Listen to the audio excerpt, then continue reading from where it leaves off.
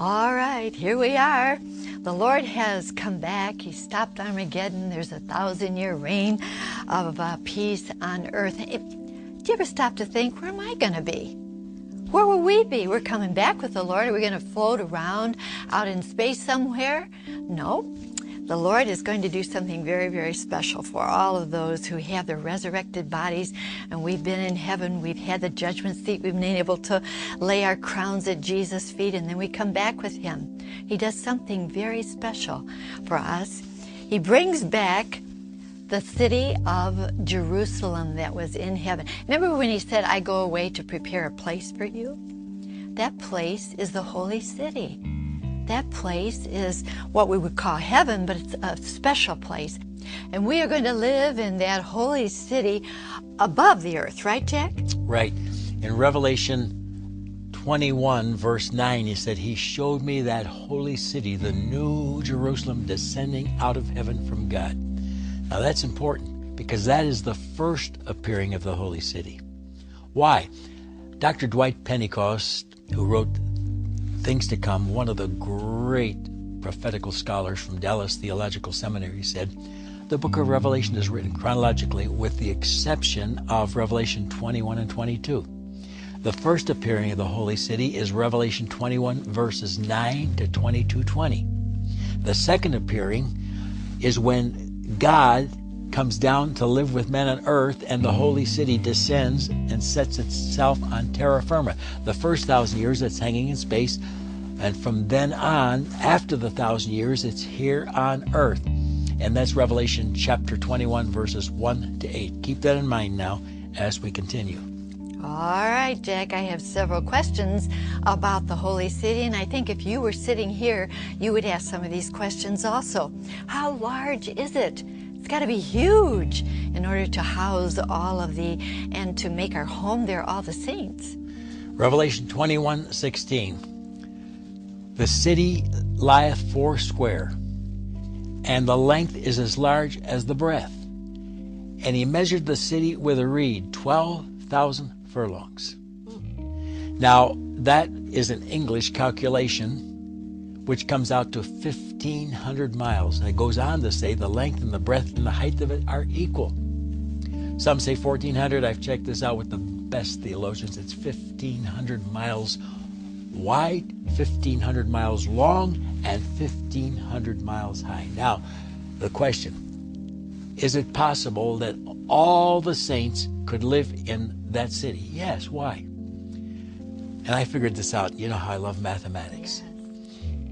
In apartments today, and we're going to call these mansions, it could go beyond that. But let's just say every story is 10 feet.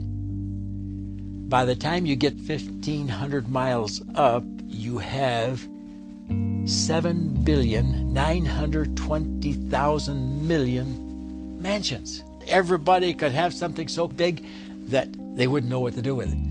So let's say that everyone just gets 1,000 feet, not square feet. That's big. And when you multiply that by 1,500 miles in each direction, we're talking about billions upon billions of mansions in heaven.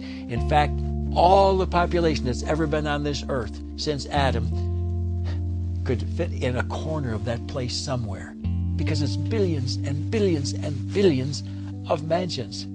Wow, it's going to be glorious. Oh, it's humongous. Well, you know, God makes no mistakes. He's going to make it big enough for all of us, that's for sure. We'll leave it with him. But something else that comes to my mind, I think every woman out there wants to know, what will it look like? Is it going to be beautiful? You know, we like to decorate our homes and whatever. But what will it look like, Jack? Will it be beautiful? Someone has made a replica of the holy city. I saw it one time, and the actual jewels that will be embedded in it. And they said it was one of the most fantastic things ever. Fantastic in my eyes, what I saw that day. In Revelation 21, beginning with verses 19 and onward, it says, now the foundations of the holy city were garnished with all manner of precious stones. The first was a jasper, the second a sapphire, the third a chalcedony, the fourth an emerald, the fifth sardonyx, the sixth sardius, the seventh chrysolite, the eighth a beryl, the 9th a topaz, the 10th a chrysoprase, the 11th a jacinth, and the 12th an amethyst. Think of it. The foundations of the city. Wow, what beauty. We have so much going on the earth right now as far as health hazards and cancer, heart attacks, whatever. I'm sure a question going through your mind, if you have a loved one that's ill, will there be any illness in that wonderful place in which we're living? And will we have all joy? Let's put them together. Health and joy, Jack.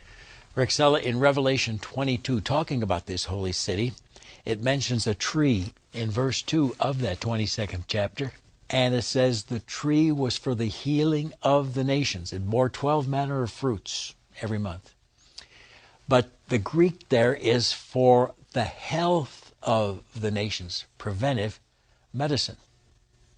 And you naturopaths are going to love this, because that's what the Word of God has to say. Not only that, but we see health pictured in Isaiah 35, beginning with verse 5, and this is during the time when the kingdom is on earth. Then shall the eyes of the blind be opened, and the ears of the deaf shall be unstopped. Then shall the lame man leap as an hart, and the tongues of the tongue-tied shall sing. No doubt about it. It's going to be a time of health, happiness, and joy, because in thy presence is fullness of joy. At the right hand there are pleasures forevermore, the psalmist said. There's no place like that right now, is there? Where you have perfect health, perfect joy, perfect happiness, perfect everything. But